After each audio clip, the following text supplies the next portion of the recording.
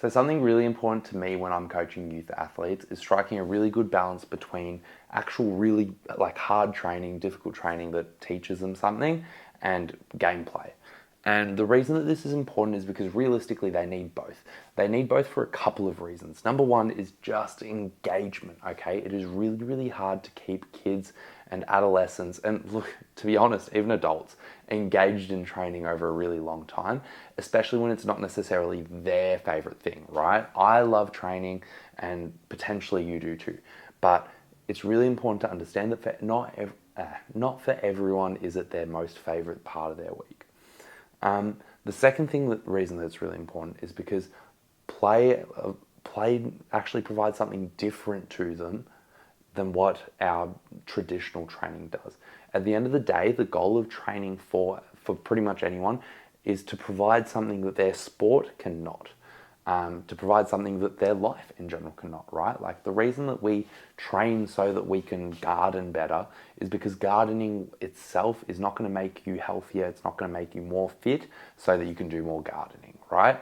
And it's the same for sport. Like sport itself, if you have qualities that you want to improve in, is not going to make you faster. It's not going to make you be able to jump higher, right? It will help. There will be elements.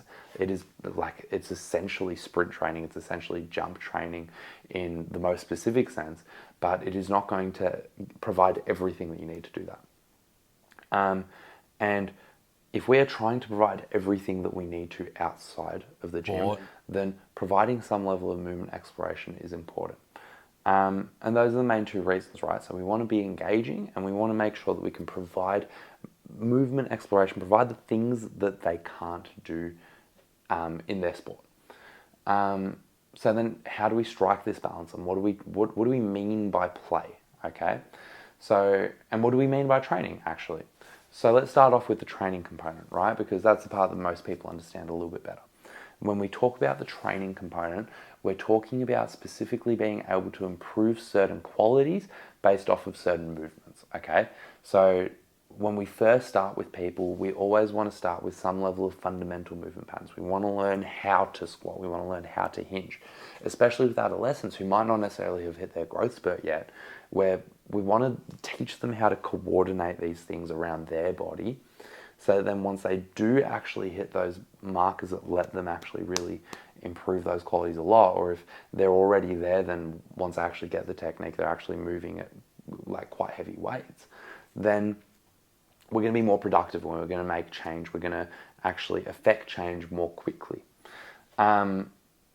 So training is about building those specific qualities, building those specific movement capabilities. But the really important thing to understand is that movement capability isn't just improved through really rigid training, right? That can be useful to try and practice something that's super specific. But the ability to move our bodies in multiple different ways is just as useful. And that is why we need to provide some level of play to training. And there are a few ways of doing this, okay? The most simple, the easiest way to do it is to provide variety in your training. So in an adolescence program, we might have a few things that stay the same for at least a period of time, okay? So we might have a goblet squat because we're teaching them how to squat in this context. We might have a push-up. We're trying to teach them how to get that pushing movement, coordinate their body, control their trunk, etc., etc., etc. What is really, really important when we do this is if we have those couple of things that we need to be doing for that block, everything else around it can move. Nothing else there needs to be rigid. So if we have a lunging movement, that lunge can change every single week. We can go forward, reverse, split squat, lateral. We can go like clock lunges. We can change up things, right? And that is an element of play because it's an element of exploration that needs to change every single week, and it's a movement challenge, right? Rather than something that is there purely for learning or purely for lifting more weight so that we can progress those other markers. Another way of integrating games would be through our warm-ups and integrating things that make you have to think a little bit while expressing physical things. So one that I've been doing recently has been a bear crawl game where we've got where we need to hold a bear crawl position, and in that bear crawl position we are moving bean bags from one spot to another so that they're going in their color order. And for sometimes we do it time-based, sometimes we do it competitive where a couple people are moving things at a time, but we're always changing constraints. And those are really useful things because it adds some level of competitiveness or some level of like thinking and pushing yourself to achieve a certain thing within a certain amount of time. And that's a really good way to, one, improve buy-in, make something more engaging, but it's also a really good way of achieving all of those things that we want from good training. So we're in this game specifically, we're holding a bear crawl position that's going to have to strengthen our core. If it doesn't, then we are doing it wrong, right? It is also improving our ability to control that movement. So if we're actually having to move side to side, you could make an argument that we've got a little bit of shoulder stability going through there. And then additionally, it's making us have to think, and that is a really important thing in training. We need to make sure that we're able to think about what we're trying to improve and how we're trying to improve it so that we can make those technical improvements week over week over week. And then the last way that I like to incorporate it is by having dedicated challenges within our training. So if the training is purely in the gym, then I might each week try to implement some sort of challenge that they need to improve on before the next week.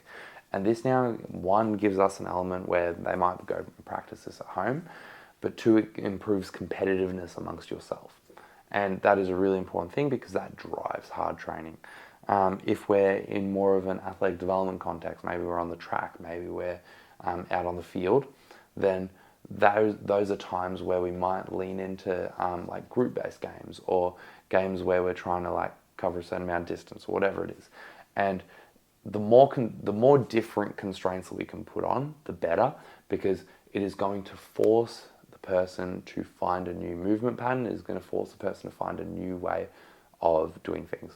So one game that I stole from Austin Yoakum is floorball. So you've got a decently big dodgeball and it's got pretty much the same rules as soccer, except you're rolling the ball with your hand and you're only allowed to touch it with your hands. And that then puts you in a position where you're like leaning over to your side, reaching for the ground so that you can hit the ball, more often than what you would in almost any other game. And that is a productive activity because it gives us something new, it gives us something different, and it makes us have to think to solve problems. And at the end of the day, in sport, we are solving problems and we are using our athletic ability to do that. So why not do both in games? So I think that both are really important. They're both really important, and you can also apply these principles to people that are older than adolescents. Like, it's really important to understand that I'm just a big kid too, right? So we can apply these principles with whoever. It's just really, really important that we understand how and why we are doing them. Otherwise, you kind of just throw the baby out with the bathwater and then just play games, which removes the job of you being a strength coach. Like, anyone can do that with kids, hopefully. If you have any questions, let me know. I will see you in the next one.